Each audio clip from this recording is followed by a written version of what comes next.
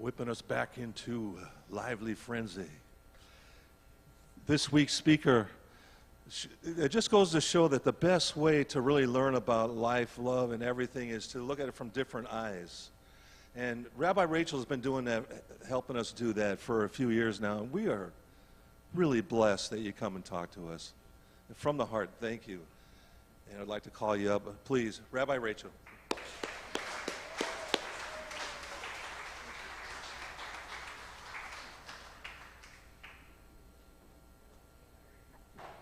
Lower the mic. Shaloha, everyone. Good morning. Full disclosure, I just changed the subject for this week, in case you haven't noticed. And I didn't realize that everybody was going to change with me, so that's really, hey, talk about making magic happen, right? When Rev Bev originally sent me the outline, I was just like, that doesn't feel right. Like, that does not resonate with me. I'm not having something come through. I'm just not going to go with that one. And then she texted me and was like, so what's the topic going to be? And I closed my eyes, and the only word that came in was abracadabra. And I was like, all right, well, abracadabra, I guess, is our theme for this week. You said it. And we hear this word and we do think of magic, right? Like you think of a magician pulling a rabbit out of a hat or, cards and whatever, and abracadabra. But the word abracadabra actually has like deep spiritual significance. It's Aramaic. And Aramaic is an ancient language that was spoken along with Hebrew by our ancestors. It actually was said to be more like Aramaic was like a common language, kind of like slang, like you'd think about pidgin here, right? And Hebrew was like speaking Hawaiian, right? You were actually like saying words. And there was kind of this division, but there wasn't this division because some of our greatest texts are written in Aramaic. So for example, I officiated a funeral this week, and every time we lower someone into the ground or we have someone that has passed, we say the mourner's Kaddish. It's the Hebrew prayer, but it's not Hebrew. It's Aramaic. And it's one of the only prayers that's still said at every service we do, at every funeral, right? Something very significant. And it's written in Aramaic, not Hebrew. The rest of our prayers are the majority in Hebrew, but that one's in Aramaic. And we say it at every funeral. Every time someone's passed, we say it at every service. It's a very long prayer. All the Jews call it the Yitsuki Prayer, the Yitzkadash, because that's kind of how it goes, right? Repetitive.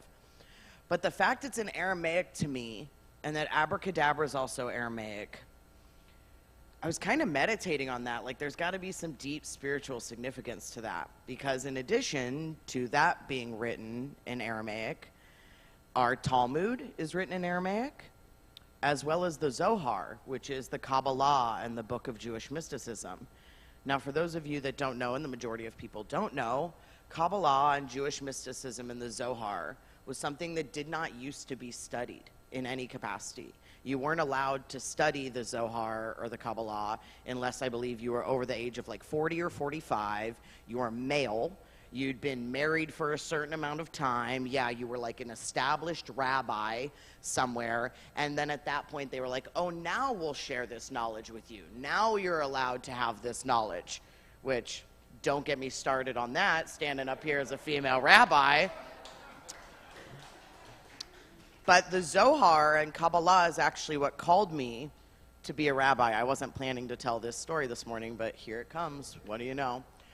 I've talked a little bit, I think I've shared the story before about the rock that kind of guided me to the side of the mountain and then called on me to become a rabbi and this, that, and the other. And it was Kabbalah and Jewish mysticism that really brought me to go to Israel in the first place. I was already a Reiki master teacher. I was already a yoga teacher. I was really into the chakras and the energy centers and super connected. I was speaking Sanskrit really, really well. And then when I got the opportunity to go to Israel, I did start studying the Kabbalah and the Zohar with a little more with the attitude of like, screw it, I want to learn about this stuff, you know? They're printing it now. It's in English. I can read it. I want to know about this. And I was in Israel and I was studying and learning more about Kabbalah, and then the understanding that, you know, the chakras and our energy centers are the same thing as the Sephirah, my beautiful little ball of energy who just ran out of the room, thankfully. Sorry, not sorry for the distraction. It's a reminder of all of our flows of life, right? But the branches of the tree of life, right, are rainbow. Red, orange, yellow, green, blue, indigo, violet. We are the tree. These energy centers are the branches. Christianity speaks to this with the sacraments. Hinduism speaks to this with the chakras. And in Judaism and Kabbalah, Jewish mysticism, it's the Sephirot, the tree of life, that way. And I had this amazing meditation, and I had this rock call me to become a rabbi, and we've all heard that story. I won't tell it again. But then I left and came down Masada, and I was walking through the streets of Sfat, which is the Kabbalah center of Israel. That's where all the ancient mystics and gurus and sages, whatever word you want to call them, went into these caves. There's the most amazing caves that are just crystal filled. And they literally went in for days. And it was there they received the knowledge of the Zohar. It was there they received this wisdom and this understanding. And they came out and wrote this book, and they shared it with everyone. And it's this mystical community. I don't know how else to describe it, but a mystical, magical community. Abracadabra might be the only word I can think of to describe this place, where there's art, and the people are enlightened, if you will. Everybody's meditating. It's my speed, right? And after being in very orthodox parts of Israel with black hats, I had a woman spit on me because my elbows were out, things like this. I was happy to find the mystical space. And so I'm walking down the streets of Sfat with my new understanding of I know Kabbalah. I understand that. I'm learning. I'm figuring it out.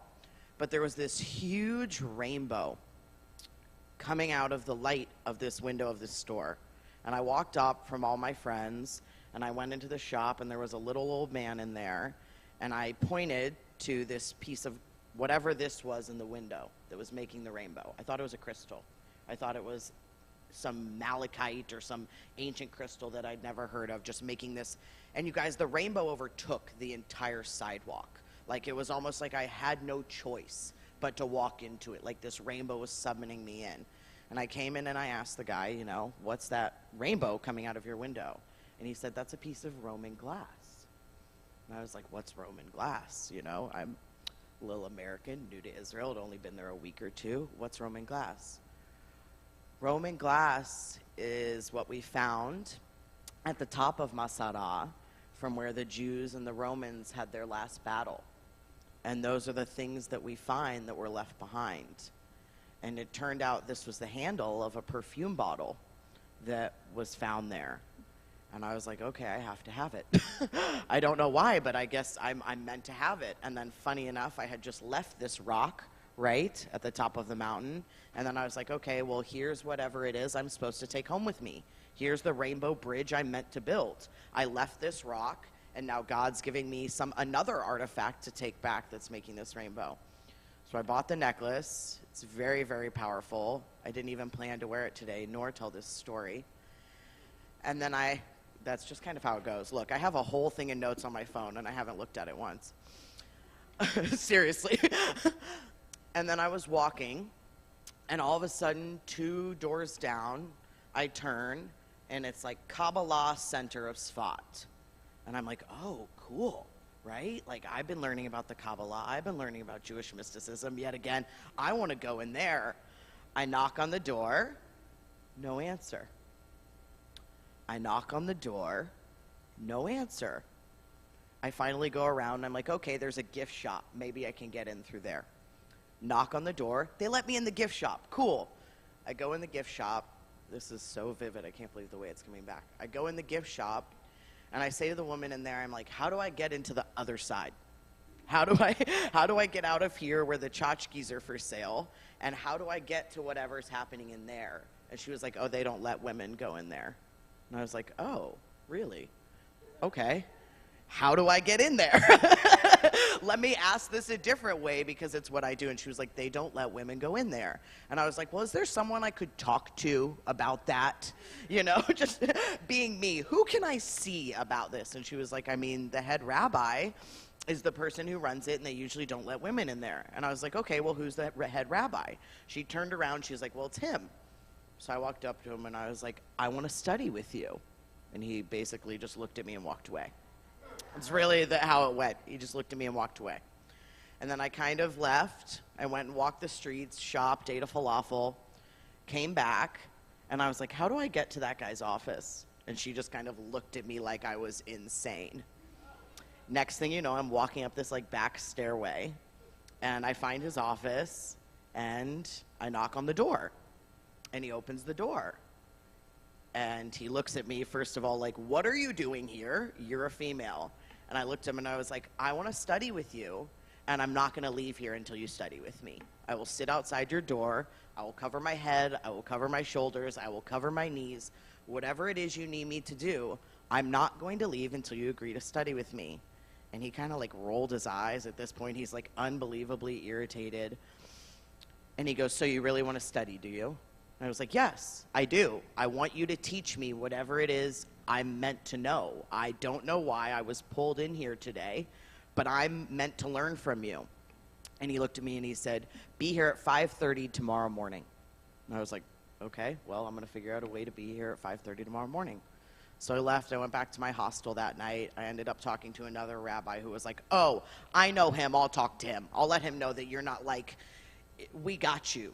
And then I had ended up having a conversation with this guy and telling him how I had received this calling that morning that I was supposed to be a rabbi and whatever you will. And he was like, yeah, you're what we need.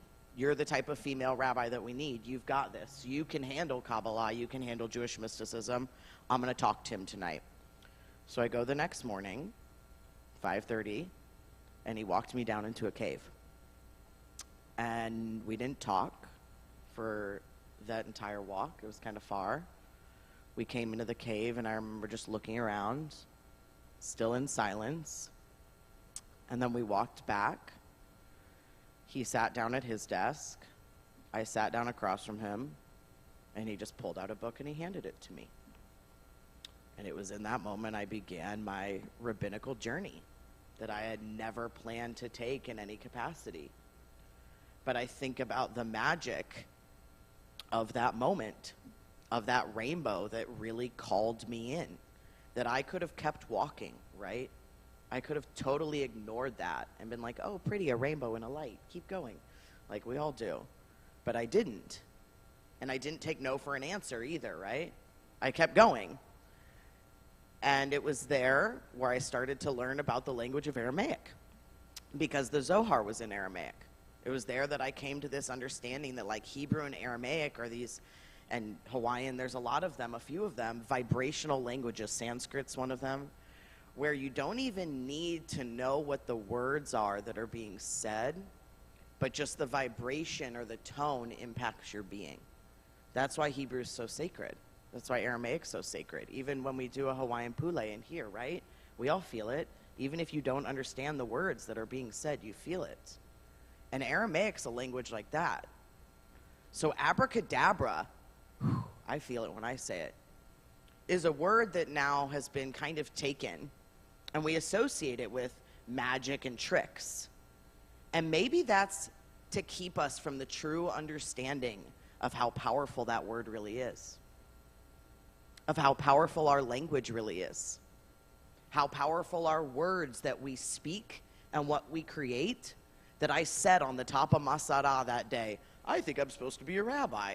And then next thing you know, I'm banging on doors and yelling at old rabbis that I've never met in my entire life, and, you know, thinking I'm going to get escorted on a plane out of the country. But there is something to that. This idea that our words are powerful. Our language is powerful. Abracadabra means I create as I speak. I create as I speak. So, and to me, that's why we call it spelling, right? We're actually casting spells. This idea of magic and mysticism that's been ostracized, seen as taboo, somehow been associated with darkness, to me is the true understanding of rainbow light. That each one of us is creating at every moment as we're speaking. speaking to ourselves in our minds, speaking to one another in conversation, speaking about people. The word is the most powerful thing we have. So to me, I feel like that's all I was put here to do today for whatever reason. Be a conduit. Create as I speak. If I stopped and went in your brain for a second, would I be like, oh, this is a happy place, I want to live here? Or would I be like, what? Get me out of here. This is dark. You know what I mean? Because as you speak to yourself, you are creating your world. You are creating your reality. You are creating your life. And sometimes external circumstances get so dark. I've been in that space recently, that darkness, where it's like no matter what it seems like I do, life and everything is just too heavy. It's too much to bear. But I know I still have control over my mind. I know I still have control over my words. And I know that the more I speak and give energy and frequency and vibration to that which I don't want, the more I unconsciously create it. Whereas the more I talk about what it is I'm seeking, the more it is I talk about and find that, thank you, find that determination and that voice to know that when we speak our truth and we speak it from a place of love, it's more than magic. Magic to me isn't pulling a bunny out of a hat or doing a cute card trick. Magic to me is when I hug my daughter at night and I feel her love in return. Magic to me is when I look out and I make eye contact with all of you and I feel that space that's between us that's deeper than our bodies can transcend. Magic to me is when I stand up to officiate a funeral and see butterflies dancing over a coffin. You know what I mean? That to me is magic. And let there be light was said. I have this little bracelet that I bought at the farmer's market a few years ago, and I wear it and I never take it off. It's been bent and torn and it turns me green sometimes. But it says in pursuit of magic. Because I think that's what we're supposed to be all the time. I think that we get lost in this idea that magic is reserved for a show. And we lose sight of the fact that magic is found in silence. And God is magic. Magic and God are found in those moments where we don't want to see it. Where we can't even believe that it's there. Where there's this like, okay, you've just abandoned me. Do you like that? Okay, I just came up with that. That's a good one. I'm using that one. That was very good. That's a good one. But that's what magic is to me. So the abracadabra that came through for today's message, it's the reminder that we are magic and we're creating magic at every moment. That me getting up here and talking to you about magic is no different than the magic you create when you speak your truth. When you talk to your friends, your loved ones, or you write in your journal, or you talk to yourself. We all have conversations with our heads. We all do. Saphira said that to me the other day when I was like saying something to myself. She was like, are you talking to me or to yourself? I'm like, to myself, as long as you understand. Because we have to do that, right? We're casting those spells. So I'm also bringing that in today as that reminder that our words have power. And to watch how we use them. Right? And to watch what we say. And to watch what we think. I don't think Jesus knew that his word was going to be taken and used the way it has. I don't think Moses, a dude with a speech impediment who was like, God, please choose someone else, knew that he was going to take the 10 Commandments and that was going to be the word for us all. But I think our words are that powerful. Abracadabra. I create as I speak. Oh, I like it. I like it a lot. It's a good one. Look at that rainbow magic behind me, Rev Bev just pointed out. For me, I'm also reflecting because we're coming up on the end of our lunar calendar, our Jewish year. We're getting ready for the year 5783. We as Jews observe Rosh Hashanah. That was why I had to switch my weeks. I have flyers for all of you, September 25th. Hope you can come celebrate with us, the Jewish New Year. But we celebrate the beginning of the lunar calendar and the New Year at the end, right? When we feel this shift in seasons. To me, this is where I feel the year shifting. January, it's already been a little cold. We've already kind of gone through stuff. Right now, I think we all feel this big hot and cold. You feel the wind, you feel this blowing. And we're in the last Hebrew month of the calendar, the month of Elul. And the month of Elul is the month of making space, where you're basically just supposed to make space in your soul for the new year to come. And we're told to practice Teshuva. And Teshuva, in a very hardcore translation, means repentance. But to me, what it actually means is just making your words and your actions align. And bringing yourself to the space where you feel good about that. Because typically Teshuva is translated from Hebrew as repentance. But it literally means return. As if turning back to something you've strayed or looked away from. So meaning we're all being called to find forgiveness and humility. Use our words and find this reflection of change and growth. And set our intentions for a coming year, whether you observe the Jewish New Year or not. We can feel something changing, right? We know the moon's shifting. We just had our last supermoon of the year. We know that stuff's about to go down. How much can we make space within ourselves for that? How much can we do some cleaning, if you will, of our souls and our words and our actions and our choices? And find Teshuva within and without. With other people that we may be needing that with ourselves, most importantly with God. So in shameless self-promotion, Rosh Hashanah is coming up Sunday, September 25th. It won't be a big sit-down dinner this time. It's just going to be a service with some music led by me, kind of similar to this, to usher in the Jewish New Year. Ahavaina.org to get your tickets. I'll bring some flyers by as soon as I get them printed. But I hope that everybody will join me, even if you don't join me at the actual service. But in the place of making space. Because the thing that's the most exciting is we're planning to read from our Torah on Rosh Hashanah this year. I think I told you guys about the Torah. And the Torah is very powerful because it's entirely written in Hebrew, right? It's handwritten by someone who is trained, and that's all they do is write in Hebrew scribe, the 5 books of Moses. And we scroll and we read it. And our Torah is especially special because it's a Holocaust Torah, meaning that it was a Torah that was in a synagogue. Ours was actually in Poland, and they had gotten word that the Nazis were going to come in and destroy the synagogues and all the artifacts. So they actually got this Torah out before then. So it's had quite a journey from Poland to Hawaii. And I think about this idea of Teshuva and that we're reading it on the new year. And for me, it has massive, massive spiritual significance because it is from Poland. And my family's Polish. And I lost quite a bit of them in the Holocaust. So I think about the fact that one of my ancestors could have touched that Torah.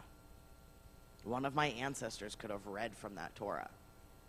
And talk about Abracadabra, there being magic. Now here we are on an island in the middle of the Pacific Ocean, about to read God's most powerful word, some of God's most powerful word. I don't know. The Torah, I think, might be the most powerful. God's most powerful words in Hebrew, in that language. And just take in that vibration. And I've spoken about this before, but the Torah portion that we read on Rosh Hashanah every year is the binding of Isaac, where Abraham takes Isaac to the top of the mountain. He says to slaughter his only son. He doesn't do this, but the first words are Avram, Avram, Hineni, Hineni. And Hineni means here I am. So it's just like that. Abracadabra, Hineni. Or Hineni, Abracadabra. Here I am, I create as I speak. So that's the magic right now. Never know what's going to come through when I get up here. But there it was. So Yeah, I hope everybody will join us for Rosh Hashanah. I'm really looking forward to reading from the Torah. I'm really looking forward to being able to share the Torah with everyone, because every time we've gone to read it or dedicate it, the plague has come in. But I feel very strongly that the magic of it all, the no accidents of it all, was that we were meant to read it to start this new year. That this year is going to be the year where we understand the power of our words. That this year is going to be the year where we say abracadabra, use our abracadabra, and mean our abracadabra. That this is the time where we recognize, I'm sorry, please forgive me, thank you, I love you. Doesn't take much to say, but means so much. So much. So I've got one of these little raps to share with you guys. That was the other thing about that story. I sat down that night after the rabbi had rejected me with a journal, and I wrote 3 pages of rhymes that I had no idea where they came from whatsoever. Can't make this stuff up, you guys. I wish I could, man. I'd be a great screenwriter if I could. But I have a little something that came through with you to share with you. I'm going to let it speak for itself. Abracadabra, I create as I speak, with the knowing that sometimes life can be pretty bleak. Like how I always get texts saying you look like a tweak of the lies and deception that spirit just reeks. But lucky for us, I'm nowhere near my peak. There's more to this mission. This isn't a streak. What's seeking me, I know me seeks. Here to make it happen, the strong are the meek. Many words to describe me, but not one of them weak. Out of my heart, my soul does leak. Fighting this battle like I'm swimming up creek. The system makes me want to endlessly shriek. I can't even tell you everything I want to say, because the drama in court just gets in the way. The unfathomable debt that I'm having to pay, all in hopes that the danger will just go away. I don't know what to do, so all I do is pray that the light may shine brighter to put this darkness at bay. My life seems unreal. It's just too cray. I'm not sure how I'm still going about every day. But we were put here for a reason, come what may. I know this to be true, for in the ground we don't lay. Sometimes it's harder to choose to stay, so you must trust when it's time to choose to walk away. It's not easy to accept you were used as prey, when deep down you know you were put here to slay. Through light and darkness, the universe does sway, giving you signs when it's time to say nay. Our moral fabric continues to fray. There is no black and white, it's all so gray.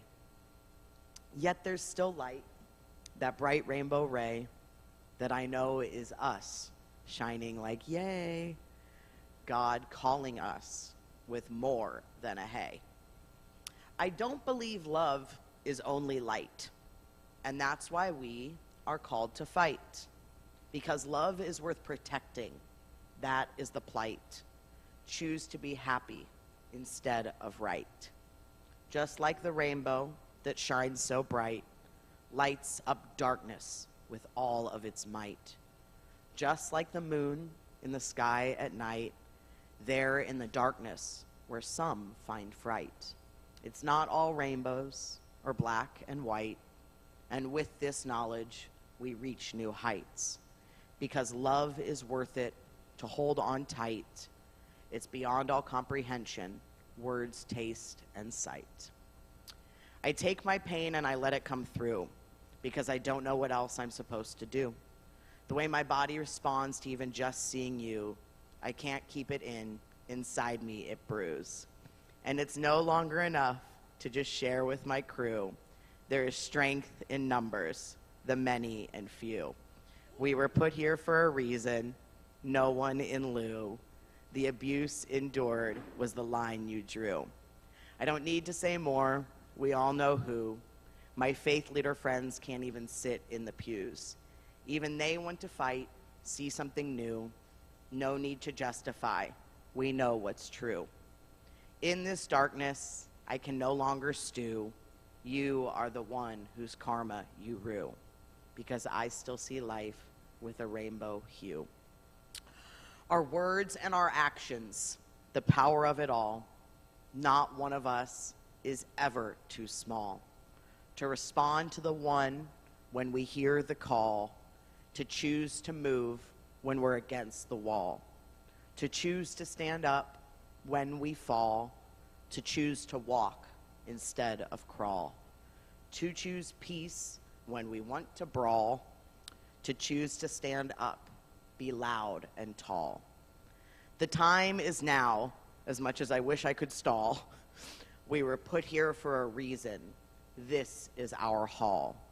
No moment but now to pick up the ball. Life can be insane, a big chaotic mess. It can be filled with agony, pain, and stress. But it is this we must choose to bless. And it is just that that stands apart from the rest. When your heart is still open, pours out your chest, when you choose to fly and don't need the nest, not knowing where you're headed, nor south, east, or west, when you no longer see purpose as a pest. Can we bless it all? Maybe that is the test. I know we're supported, never alone, all taking different paths to find our way home. Where we are going is entirely unknown, but we are always guided, signs we are shown. How much have we learned? How much have we grown? How much do we need to detach from our phones? I can't say it enough, the cover's been blown, so now is the time your skills you must hone. For you are spirit in a body on loan. You get to laugh and cry and feel and moan. We choose the pace, we set the tone, we choose whether or not we enter the zone. Each one of us magic, let this be known. Abracadabra, we got this. Shaloha, shalom.